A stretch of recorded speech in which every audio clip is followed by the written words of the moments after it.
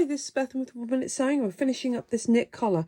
Now I've sewn it into a loop and I've pressed my seams open here.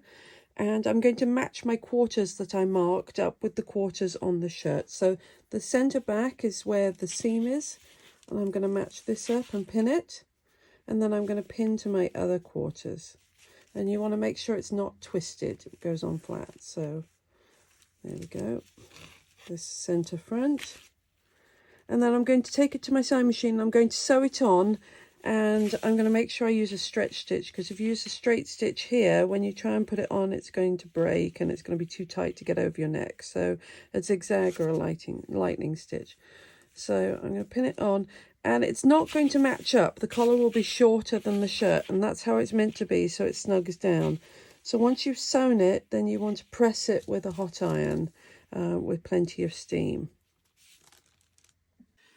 And I may have to stretch it a little as I sew to get it to line up to match in length. You don't want to stretch it too much, but just a little bit to get it to line up like this. And I'm just going to sew all the way around like this. You see it's baggy there like this. If I pull it just a little bit, it will line up. So here I am just finishing it up, and you can see I've taken the accessory arm off my machine, so I've got a free arm, and that makes it a lot easier if your machine does that, so that you can fit it around that arm. So check and see if your machine has a free arm like this, so you can fit your collar around it like I have. If your machine does not have a free arm, this is how you would do it. Note I've still got the collar on top, and you kind of make a loop like this. I'm holding it up just so you can see the loop.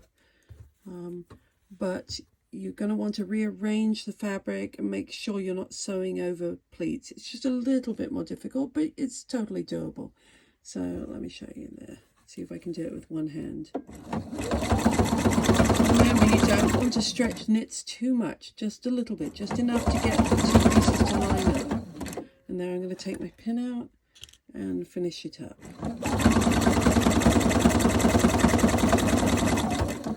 And then back stitch to lock it.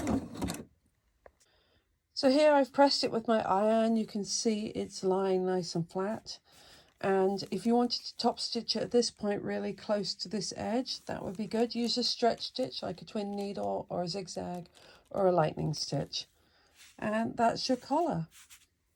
And next you put on your sleeves, and then you'd sew down the side seams. But that's how you put a collar on a t-shirt.